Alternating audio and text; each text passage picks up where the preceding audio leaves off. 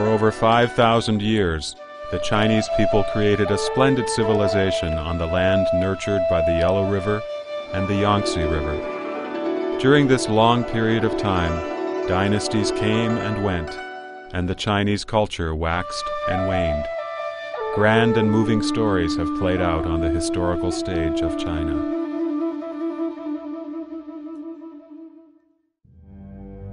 A 150 years ago, a specter, the communist specter, appeared in Europe. In the beginning of the 20th century, under the name of the Communist Party, it found a place to stay in China while the national power was deteriorating. Since then, China has faced unprecedented challenges. Everything the CCP has touched has been marred with lies, wars, famine, tyranny, massacre, and terror. Traditional faiths and values have been violently destroyed. Original ethical concepts and social structures have been disintegrated by force. Empathy, love, and harmony have been twisted into struggle and hatred. Veneration and appreciation of heaven and earth have been replaced by an arrogant desire to fight with heaven and earth.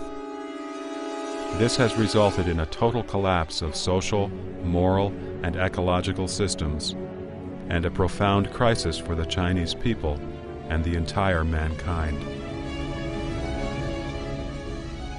In the 1990s, the former Soviet Union and Eastern European communist regimes fell one after another, and the formerly blossoming appeal of the communist movement wilted.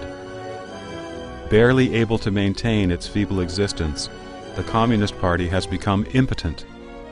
Under its seemingly powerful and prosperous appearance is a tattered and torn picture of its crumbling end. With the collapse just around the corner, China may soon evolve into a society without the CCP.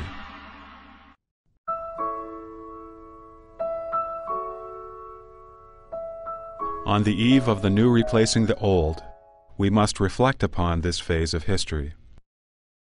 What is the Communist Party?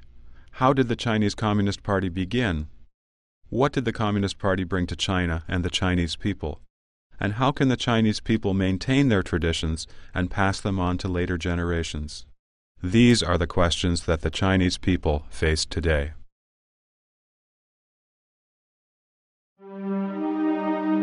The overturned cart in front is a warning to the carts behind. By reflecting the true history of the CCP, we can help prevent such tragedies from ever recurring. In the process, each of us can also re-examine our inner world. Are there many tragedies that shouldn't have happened, but indeed happened, due to our weakness and compromises?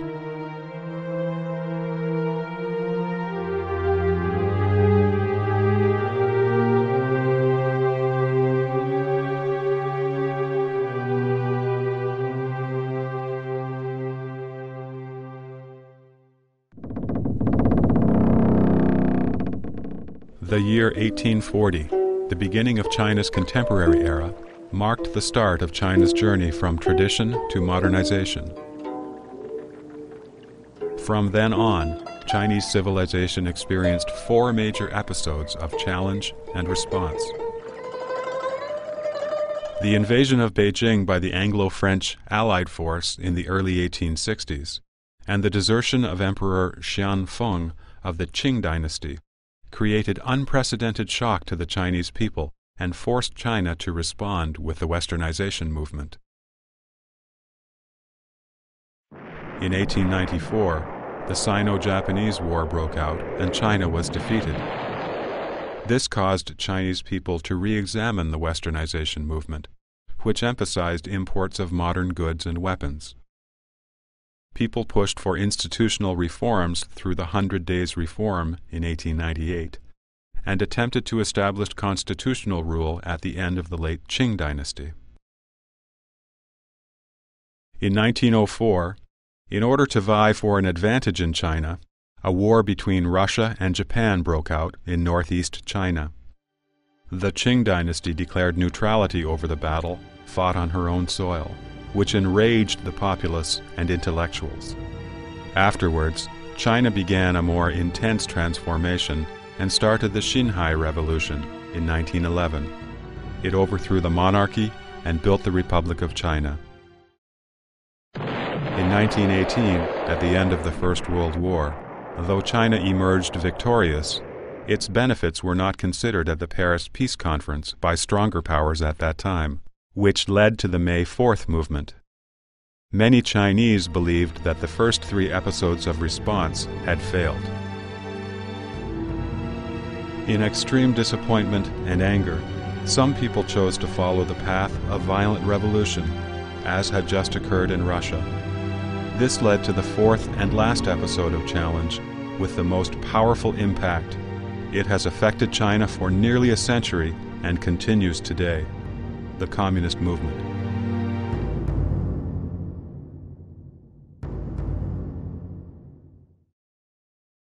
Quote, "The Communists disdain to conceal their views and aims.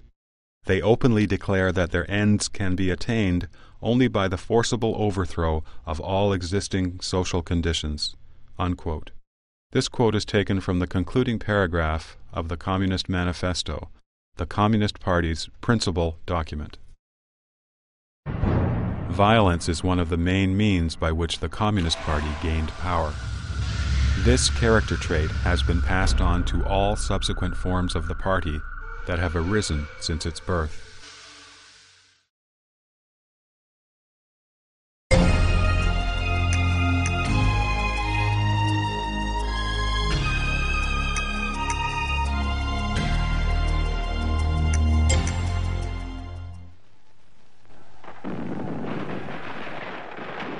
The world's first Communist Party was established many years after Karl Marx's death.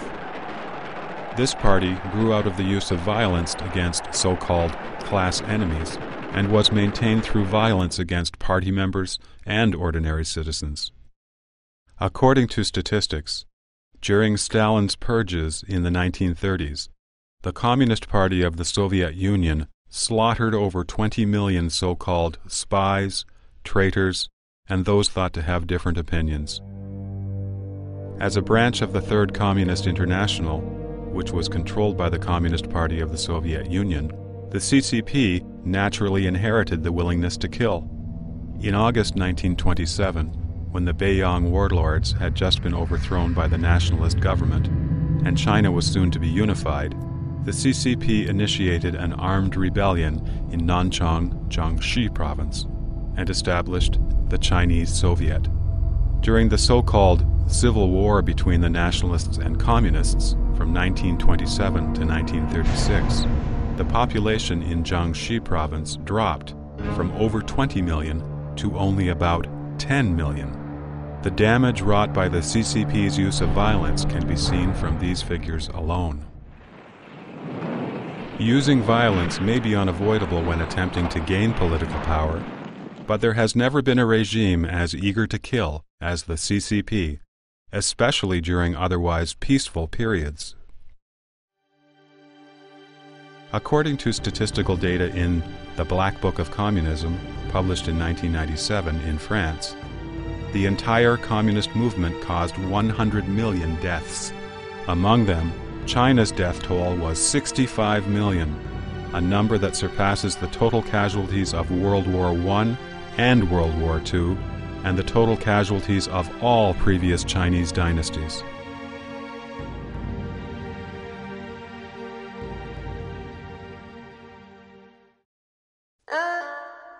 An excellent example of the Communist Party's use of violence to the people is its support of the Cambodian Khmer Rouge. After it captured political power in 1975, it unexpectedly murdered a quarter of Cambodia's population, including a majority of Chinese immigrants and descendants. China still blocks the international community from putting the Khmer Rouge on trial so as to cover up the CCP's notorious role in the genocide.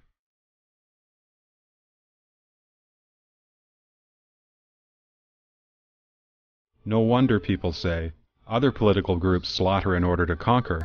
The Communist Party conquers in order to slaughter.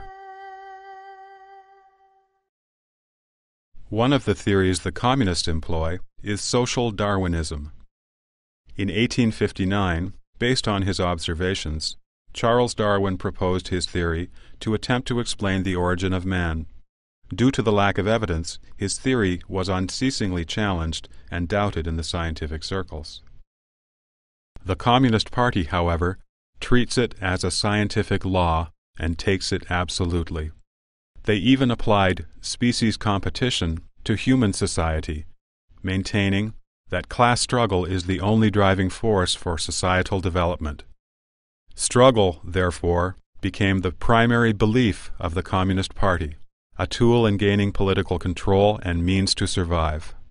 Mao's famous words plainly reveal the logic of survival of the fittest. With 800 million people, he said, how can it work without struggle?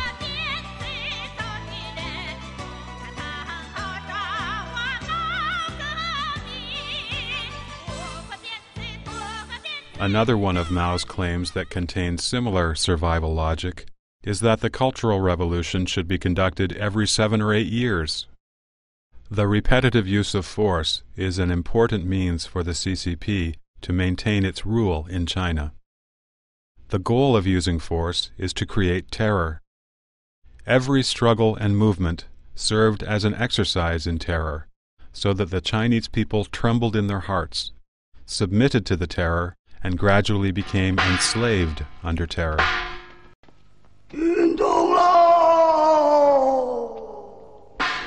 This crazy sentence, shouted by Wang Chao-shi, a character in a movie about the tragic time of the Cultural Revolution, has been like a haunting ghost, echoing in the minds of the Chinese people.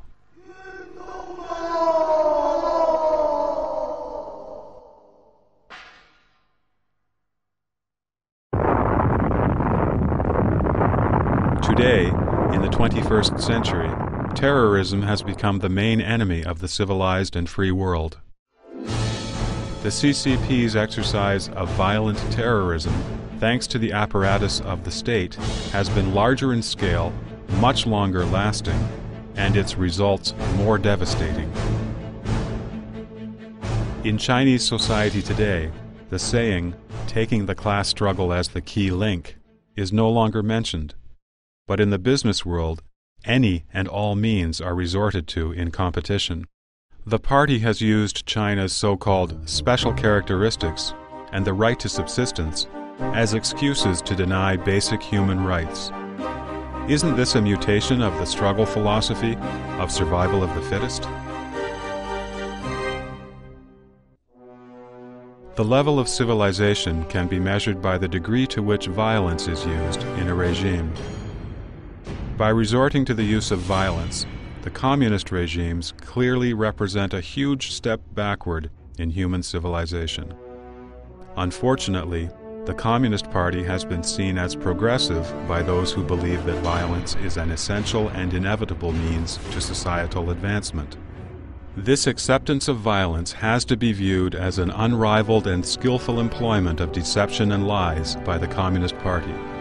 This is another trait inherited by the CCP.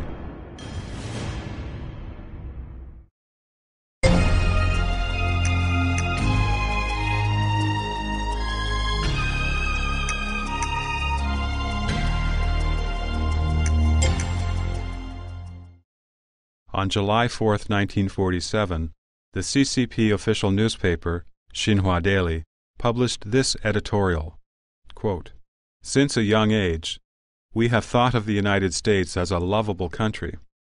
We believe this is partly due to the fact that the United States has never occupied China, nor has it launched any attacks on China. More fundamentally, the Chinese people hold good impressions of the United States based on the democratic and open-minded character of its people." Unquote. At that time, the CCP, besieged in Yan'an, was trying hard to win favorable impressions from America and to receive military aid. A mere 3 years later, the CCP sent soldiers to fight American troops in North Korea and painted the Americans as the most evil imperialists in the world. To this day, this CCP editorial and other similar publications are still banned in mainland China. The reason is that the CCP does not want its deception and lies to be exposed. In 1957, the CCP called on the intellectuals to offer their opinions to help rectify the Communist Party.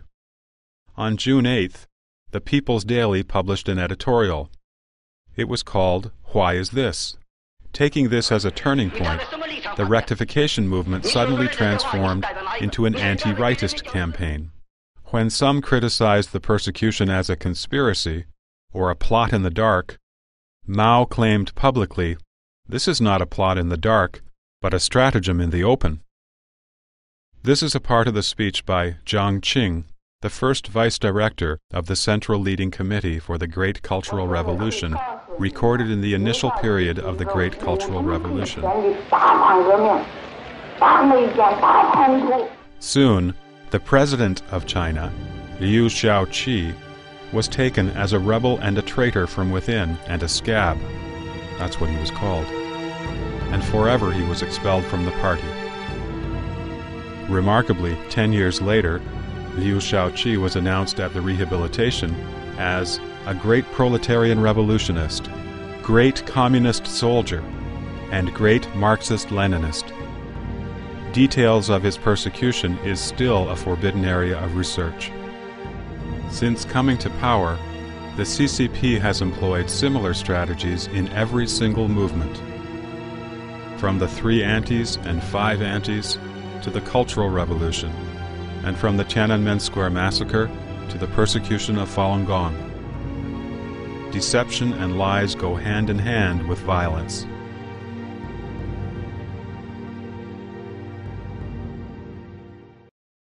Deception and lies serve to justify and mask the rule by violence. When violence becomes too weak to sustain control, the CCP resorts to deception and lies. 因此，到中国来工作、旅游、开会等等也是安全的。 Chinese intellectuals have had the greatest faith in history since ancient times. China enjoys the longest and most complete history in the world, and the Chinese people have used history to assess current reality and even to achieve personal spiritual improvement. To make history serve the current regime, the CCP has made a practice of altering and concealing historical truth. Concealing, altering, and rewriting history, whether it be in the divisions of time, in the assessment of historical figures, or in the accounts of historical events. Such historical alterations have continued for more than 50 years since 1949. And all efforts to restore historical truth have been ruthlessly blocked and eliminated by the CCP. Every person from China who goes overseas feels shocked when seeing how the international society explains the historical events of the Northern Expedition, the Sino-Japanese War, the Korean War, and others.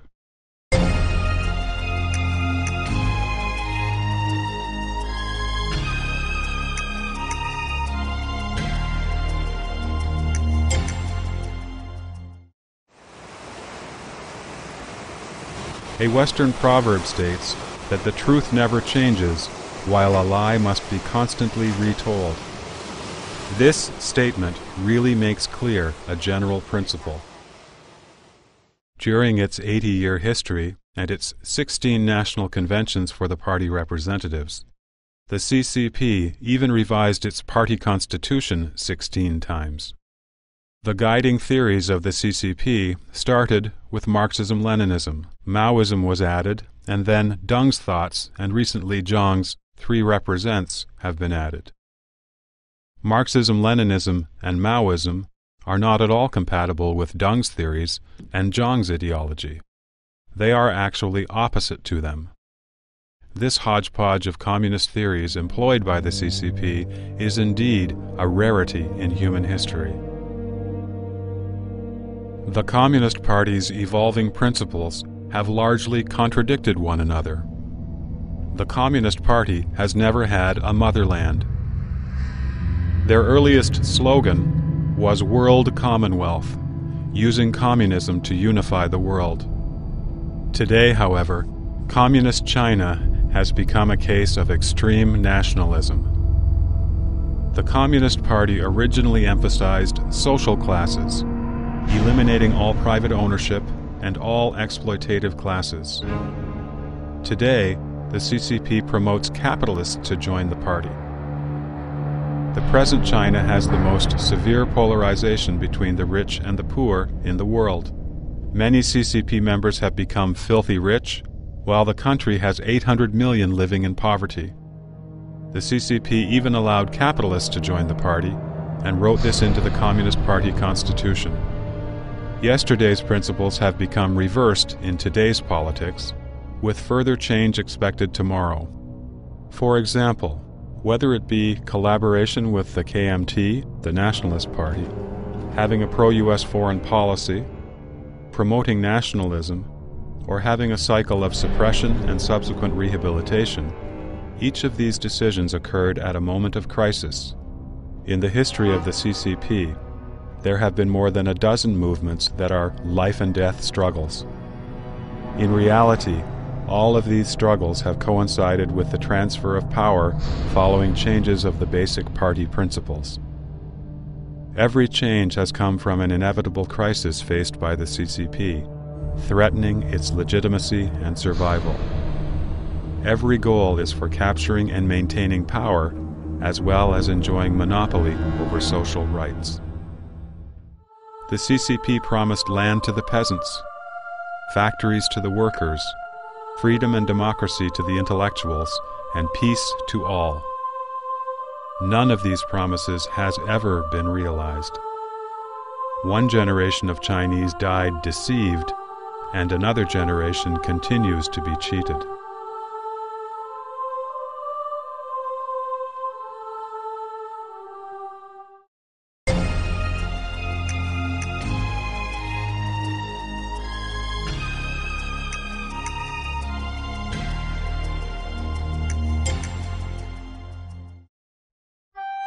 Societies other than communist regimes, even those suffering under rigid totalitarian rule and dictatorship, often allow some degree of self-organization and self-determination. Ancient Chinese society was, in fact, ruled according to a binary structure. In rural regions, clans were the center of an independent social organization, while urban areas were organized around the guild. The top-down government did not extend below the county level. Even the Nazi regime during World War II still allowed rights to private property.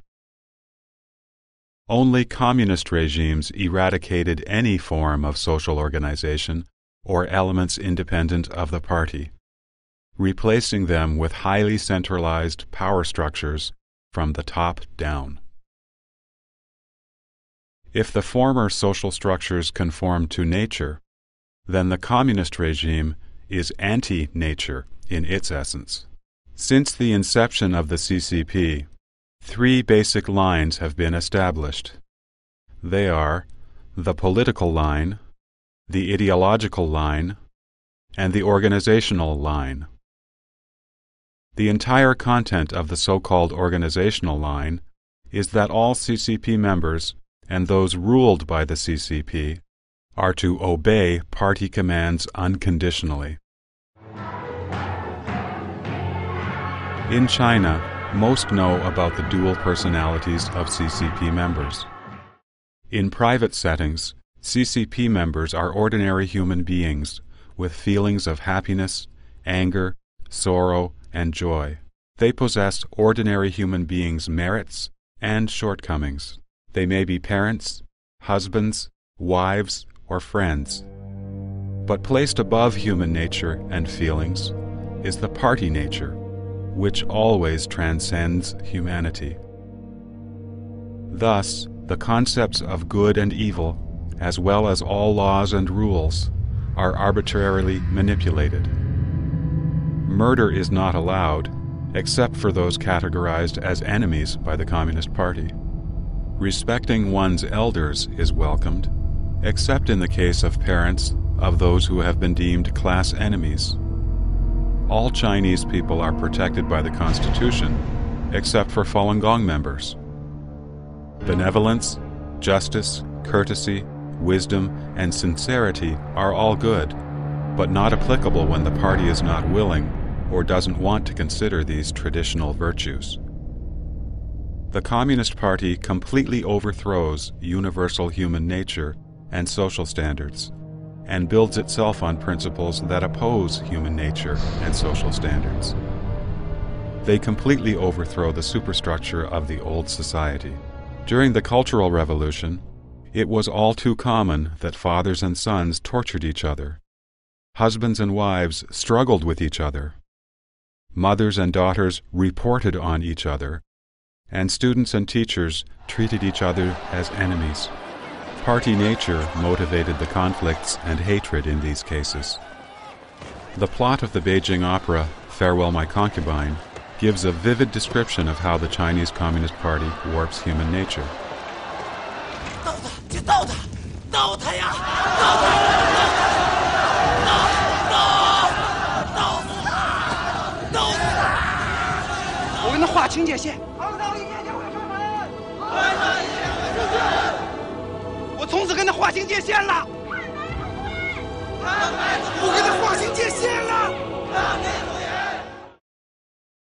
What needs to be pointed out is that such absolute obedience to the party nature results from the CCP's prolonged course of indoctrination. This training starts in preschools and kindergartens, where party-sanctioned answers to questions are rewarded. Answers that do not comply with common sense or with a child's human nature are rewarded. Students receive political education when they attend primary school and middle school and all the way to college, and they learn to follow party-sanctioned standard answers. Otherwise, they are not allowed to pass the exams and graduate. Today, the CCP has completely degenerated into a political entity struggling to maintain self-interest. It no longer pursues any of the lofty goals of communism. However, the organizational structure of communism remains, and its demand for unconditional conformity has not changed. A party member must remain consistent with the party line when speaking publicly, no matter how he feels privately. The organizational structure of the CCP is a gigantic pyramid, with the central power on top controlling the entire hierarchy. This party, situating itself above humanity and human nature, removes any organizations or persons deemed detrimental or potentially detrimental to its own power, be they ordinary citizens or high-ranking CCP officials.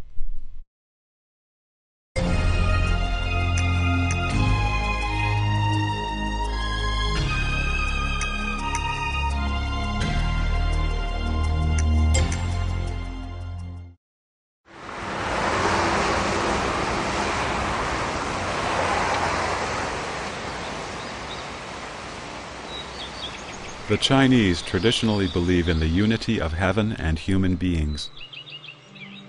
Lao Tzu said, "Man follows the earth follows heaven.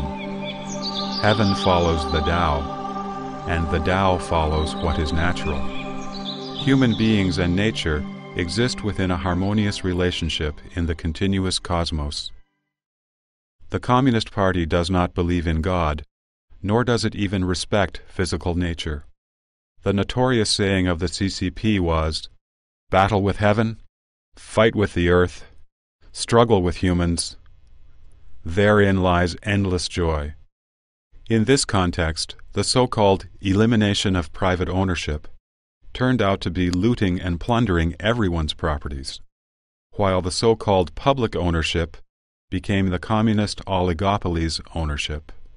Religious beliefs are forcibly cracked down upon and absolutely prohibited, and in the meantime, humanity and human rights are suppressed and trampled. Religious beliefs were replaced with belief in communism's promise of a harmonious society and its rule by the deified Communist Party, the promise of a harmonious society was entirely fabricated to deceive the people.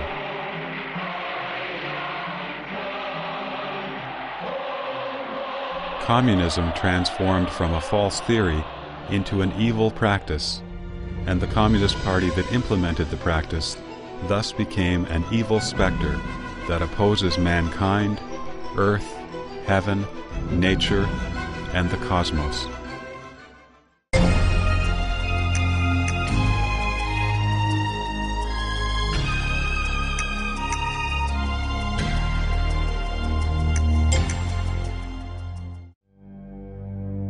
In China, nobody has ever seen fiscal budgets for the CCP's organizations, only fiscal budgets for the state, local governments, and enterprises.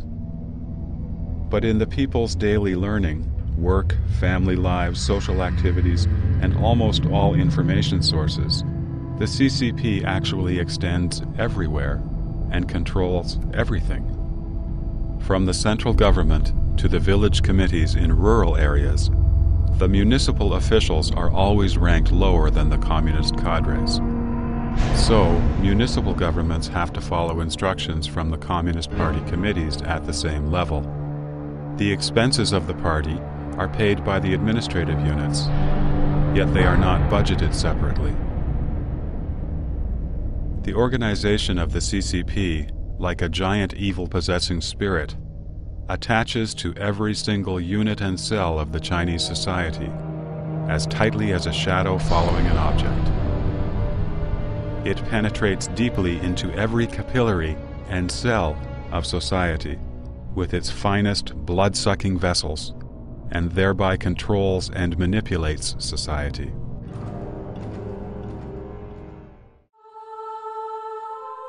For this reason, Chinese farmers live in such poverty and drudgery. They not only have to support their traditional administrative officials, but also as many or even more communist cadres. For this reason, Chinese workers lost their employment in vast numbers.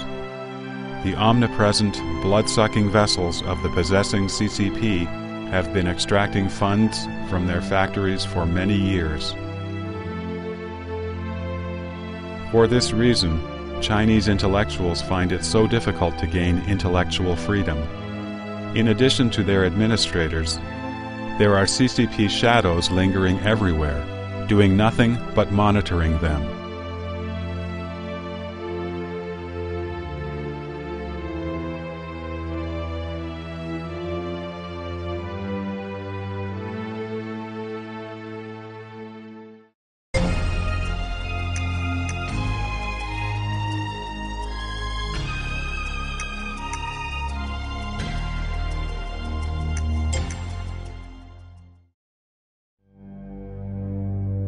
In the book Communist Manifesto, the founding principles of the Communist Party, Marx proclaimed that, in 1848, a specter is haunting Europe, the specter of communism. Over a century later, communism is more than a haunting specter. It has possessed a concrete, material body. It spread around the world like an epidemic. It killed tens of millions and took away property and the free mind and spirit of hundreds of millions. The CCP, an evil-possessing specter supported by force, deception, and the frequent change of its appearance and images, now shows signs of decay, nervous at every slight disturbance. It attempts to survive by accumulating more wealth and tightening control. But these actions only serve to intensify the crisis. It may repeat its intrigues from the past with some sort of retreat, for instance, redressing the Tiananmen Square massacre or Falun Gong, or expelling a small number of people as the enemy. Nevertheless, it cannot change its intrinsic evil nature. Facing challenges over the past 100 years, the Chinese nation has responded by importing weapons, reforming its systems, and enacting extreme and violent revolutions. Countless lives have been lost, and most Chinese traditional culture has been abandoned. It appears that the responses have failed. When agitation and anxiety occupied the Chinese mind, an evil spectre took the opportunity to enter the scene and eventually controlled this last surviving ancient civilization in the world. In future crises, the Chinese people will inevitably have to choose again. No matter how the choice is made, every Chinese must understand that any lingering hope in the CCP will only worsen the damage done to the Chinese nation and inject new energy into this evil-possessing spectre. We must abandon all illusions, examine ourselves thoroughly without the influence of hatred, greed, or desire. Only then can we rid ourselves of the nightmarish control that the possessing spirit of the CCP has had over the last 50 years. In the name of a free nation, the Chinese civilization can be re-established based on respect for human nature and compassion for all.